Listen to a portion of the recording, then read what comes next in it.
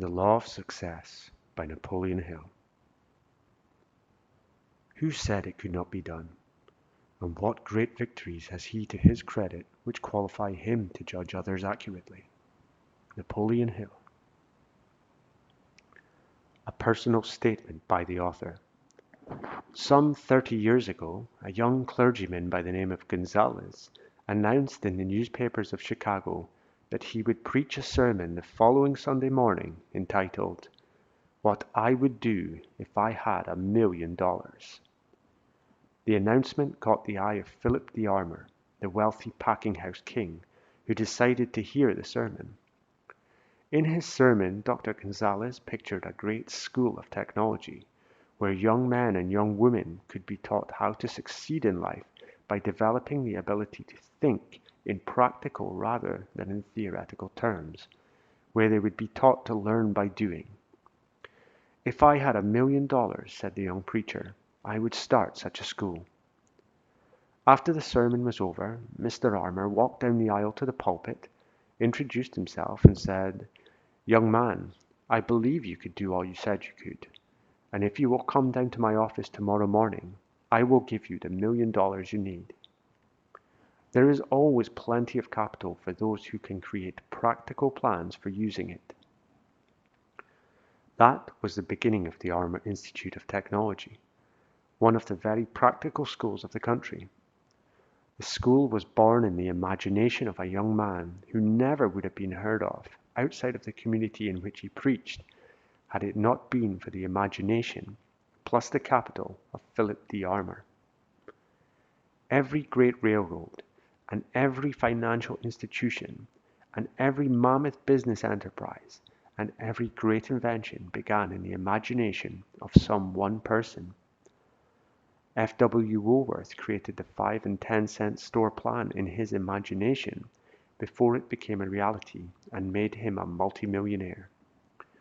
Thomas A. Edison created the talking machine and the moving picture machine and the incandescent electric light bulb and scores of other useful inventions in his own imagination before they became a reality. During the Chicago fire, scores of merchants whose stores went up in smoke stood near the smoldering embers of their former places of business, grieving over their loss. Many of them decided to go away into other cities and start over again.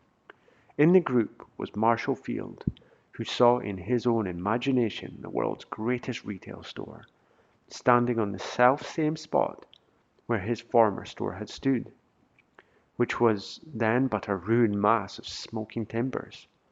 That store became a reality. Fortunate is the young man or young woman who learns early in life to use imagination, and doubly so in this age of greater opportunity. Imagination is a faculty of the mind which can be cultivated, developed, extended, and broadened by use. If this were not true, this course on the 15 Laws of Success would never have been created, because it was first conceived in the author's imagination from the mere seed of an idea which was sown by a chance remark of the late Andrew Carnegie. Wherever you are, whoever you are, whatever you may be following as an occupation, there is room for you to make yourself more useful and in that manner more productive by developing and using your imagination. Success in this world is always a matter of individual effort, yet you will only be deceiving yourself if you believe that you can succeed without the cooperation of other people. Success is a matter of individual effort, only to the extent that each person must decide in his or her own mind what is wanted. This involves the use of imagination. From this point on, achieving success is a matter of skillfully and tactfully inducing others to cooperate. Before you can secure cooperation before you have the right to ask for or expect cooperation from other people, you must first show a willingness to cooperate with them. For this reason, the 8th lesson of this course, the habit of doing more than paid for, is one which should have your serious and thoughtful attention. The law upon which this lesson is based would of itself practically ensure success to all who practice it in all they do. In the back pages of this introduction, you will observe a personal analysis chart in which 10 well-known men have been analyzed for your study and comparison.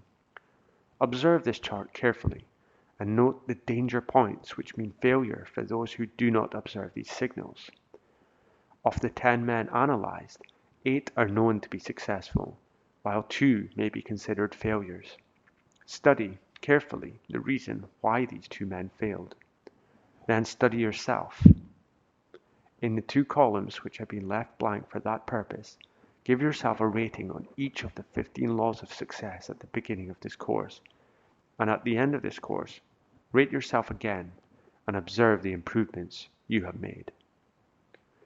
The purpose of the Law of Success course is to enable you to find out how you may become more capable in your chosen field of work.